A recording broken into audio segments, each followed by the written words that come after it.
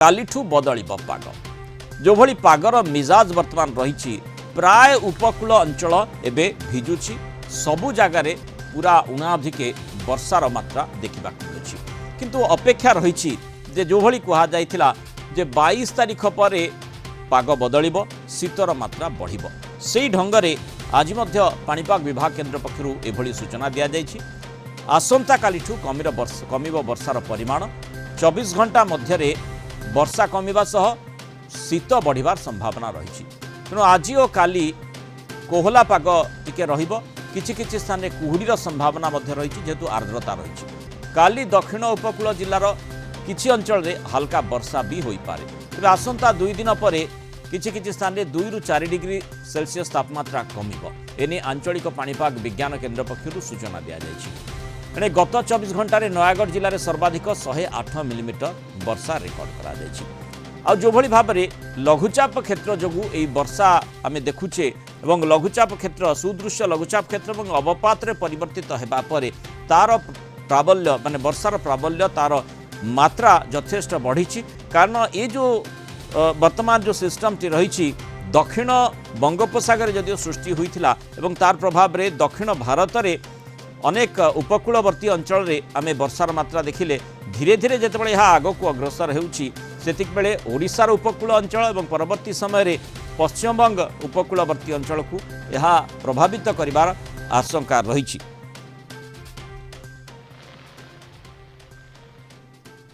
वर्षा कालीठू लगी रही आउ जदि देखिबा गत 24 घंटा रे वर्षा अनेक स्थान रे वर्षा रेकर्ड करा जायछि हल्का मध्यम धरण वर्षा ता सहित कांभा जगह रे हेवी रेनफॉल भी प्रबल वर्षा भी रेकर्ड करा जायछि सबुठु हाईएस्ट रेनफॉल रेकर्ड करा जायछि 108.4 मिलीमीटर नयागढ़ जिल्ला रे ता सहित आउ 6 जगह रे मध्य हेवी रेनफॉल रेकर्ड करा जायछि। आउ आगामी 24 घंटा पर्यंत रेनफॉल रहिबो हमर कोस्टल डिस्ट्रिक्ट गुड़िक उपकूलवर्ती अंचल जिला मानकरे मेनी प्लेसेस रे अनेक स्थान रे हल्का मध्यम धरण वर्षा रहिबार संभावना रही ता सहित तार नेबरिंग डिस्ट्रिक्ट गुड़िक भी स्कैटर्ड प्लेसेस रे वर्षा हल्का मध्यम धरण रहिबो। इंटीरियर ओडिशा रे मोस्टली वर्षा आज कमी जीवो काली ठारू वर्षार परिमाण बहुत मात्रा रे कमिबार संभावना रही काली हार्डली आमर कोस्टल साउथ कोस्टल ओडिशा जमती तापरे मालकानगिरी कोरापुट रायगढ़ इवन गंजाम गजपति जिले में हल्का वर्षा होबार संभावना रही किंतु आगामी 48 घंटा पर्यंत कुहुड़ी रहिबार संभावना रही। रात्रिर तापमात्रा माने न्यूनतम तापमात्रा बहुत बढ़ी जाइछि मार्केटली एबव नॉर्मल एबे अछि माने 6-7 डिग्री 5 डिग्री को जगह रे एबव नॉर्मल रही आगामी 2 दिन पर किछि किछि जगह रे इंटीरियर ओडिशा रे 2 रु 4 डिग्री टेम्परेचर कमी पारे। अधिक आलोचना करबा आम सहित वरिष्ठ पाणीपाग विज्ञानी प्रोफेसर संदीप पट्टनायक जोड़ी होइछन। प्रोफेसर पट्टनायक स्वागत करिबा आलोचना को। जो लघुचाप सुदृश्य लघुचाप रे परिवर्तित हैला एवं अवपात को यह अग्रसर हैला तार प्रभाव आमे देखुचे हठात शीत कमिगला जदिओ पूरा कालुआ पाग बा कोहला पाग आमे देखुचे दिनर तापमात्रा कमिला रातिर तापमात्रा बढ़िबा कथा कहा जाइतला से प्रकार स्थिति देखिले माने आर्द्रता वायुमंडल यथेष्ट मात्रा रे यथेष्ट परिमाण रे बढ़ीगला जो आमे शीतर मात्रा कमिला बोली जमती आलोचना करथलु विज्ञान दृष्टिकोण मध्य से भली कहा जाए यार प्रभाव विशेषकर कौन हो पारे। आ सबुठु गुरुत्वपूर्ण कथा जमती आमे अंतर्जातीय पाणीपाग विज्ञानी जासर निकोल्स संपर्क में चर्चा करूँ सी तांकर जहाँ गोटे आकलन संपर्क में आपन गोटे मतामत नेबाकू चाहिए से कहवा कथा जे परवर्ती समय जो अवपात जहाँ परिवर्तित होइछि सिस्टम टी परवर्ती समय लुपिंग अर्थात पुणी दक्षिण भारत को मध्य प्रभावित करि पारे ये किभली भाव में हो पारे। नमस्कार। हाँ वर्तमान आपण जो लघुचाप जो अवपात क्षेत्र वर्तमान अच्छी जदि विश्लेषण करेंगे से गोटे प्रकार निसहाय अवस्था रही जाइए उत्तर पश्चिम आउ ठंडा शुष्क वायु प्रबल मात्रा बहुची एपटे पूर्वा वायुर प्रभाव रोचे पूर्वा वायु जो आर्द्रता पूर्ण आउ टिके उषुम पूर्वा वायु प्रशांत महासागर भितर बहुची जदि टेक्निकाली गोटे नॉर्मल वे बुझा चाहिए गोटे सैंडविच हो जाइए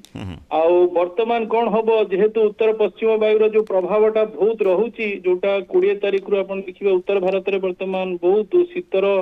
प्रकोप रही सी बर्तमान ताकू टिके पुश कर दौची टिके स्थल भागरू अवे माने केंद्रीय बंगोपसागर आड़े किंतु से जो वायुर जो प्रभावटा 22 तारीख दिन सरी जीव जोटा काली तेणु तापरे पूर्वा वायु प्रभाव ताकू पुणी आमको स्थल भाग आड़ को आणुची तेणु से पुणी तमिलनाडु आंध्र उपकूलवर्ती अंचल को आसूची तेणु आमर जो उपकूलवर्ती अंचल रहुचंदी सी संपूर्ण बादल विहीन हेबेनी कि संपूर्ण वर्षा जदियो जो मात्राटा आपण देखिले 20-21 से मात्रार वर्षा नहीं पारे किंतु काली भी बादल रहिबो किंतु किछि मते लागु अपराह्न समय रे टिके खरा माने बादल विहीन आकाश रही पारे पुणी 23 रे भी सेमती रहुची तेणु ओवरऑल से जो लुपिंग पैटर्न कहउचंदी से खाली एपट सेपट होउची आउ ए जो दीटा मेजर वायु ताकू कंट्रोल करूचंदी निजर शक्ति नाही लागुची 24-25 सुधा से तमिलनाडु आंध्र उपकूलवर्ती अंचल तार जो जीवन चक्र 15 रु आरंभ होइतला मत लगुची 24 तारीख सुधा सरी जीवार यथेष्ट संभावना रहउची माने जो संघर्ष कथा बा जो टग ऑफ वार जेमती आमे देखि थाउ माने टणा टणी होई थांते एठी ठेला ठेली भरी परिस्थिति अर्थात सेपटे उत्तर पश्चिमा वायु एपटे पूर्वा वायु उभयंकर जो सम्मिश्रण बा जोटी संघर्ष आमे देखुचे तारी प्रभाव रे वर्तमान ए प्रकार असमंजस्य स्थिति उत्पन्न हिची आज्ञा आज्ञा ये केवल ओडिशा नुहे ये आंध्र कोस्ट को भी आंध्र उपकूलवर्ती अंचल तमिलनाडु उपकूलवर्ती कारण कौन हो कि निजे पूरा डेभलप करि पारुनी स्थल भागरे 15 तारीख रु पसी जीवा कथा से पसी पारुनी तेणु ना से ऊपर को उठी पारुची कारण उत्तर पश्चिम वायु ताकू तळु को ठेलुची किंतु जो पूर्वा वायु ताकू पुणी ऊपर उठेउची तने सी गोटे खाली सेही जगह रे रखुची दक्षिण पश्चिम बंगोपसागर केंद्रीय बंगोपसागर निज बादल को निज पाखे रखी पारुनी कारण शक्ति भी नाही संगठन हबार तेणु से प्रकार परिस्थिति रे गोटे बहुत समय पर्यंत जदियो तार जो आउटर बाह्य बल गुरा आमर बाजुची किंतु बाह्य बलर तार प्रकृति हला जदियो से एका थरकरे बेसी वर्षा दबनी किंतु बहुत समय पई रहिबो गोटे बड़ एरिया रहिबो आ से झिपी झिपी वर्षा कोहला पाग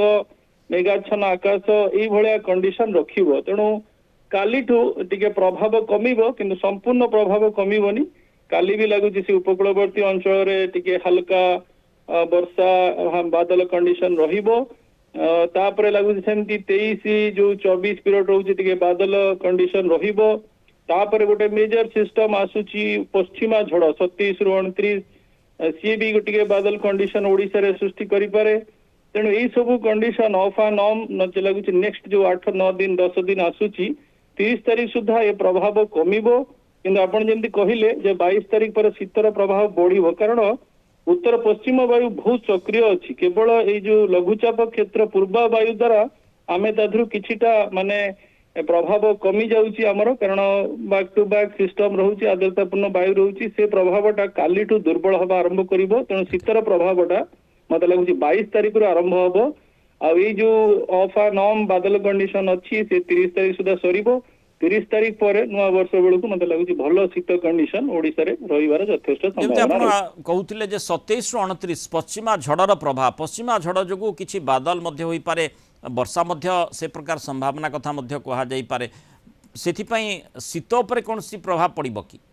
हाँ हाँ बर्तमान आपण जो शीत कंडीशन देखुछन उत्तर भारत रे तो बहुत शीत कंडीशन अछि आमे ताथरु टिके वंचित होउछु आमे ए जो लघुचाप क्षेत्र दुर्बल लघुचाप क्षेत्र आम उपकूलवर्ती अंचल रे रहुची सेति पई कि टिके वर्षा पाउछु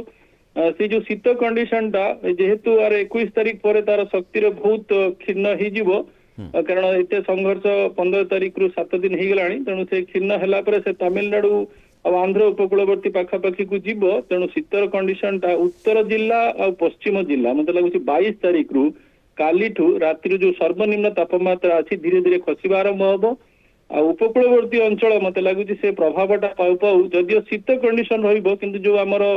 टिके पीक कंडीशन जेमती रहउतला आगुरु जेमती 9 तारीख रु 17 तारीख पर्यंत ए पीक शीतटा मत लगुच 28-29 पर पूरा बादल विहीन आकाश हो जिवो बंगोपसागर टिके निष्क्रिय अवस्था को जीवो दक्षिण बंगोपसागर तथापि जनवरी भी एक्टिव रोची किंतु स्थल भाग उपर प्रभाव न पकई पारे से मत लगुच 28-29 डिसेम्बर पर शीतर प्रकोपटा टिके अधिका रहिबो जोटा कि जनवरी मासरे भी रहिबार यथेष्ट संभावना रहउची।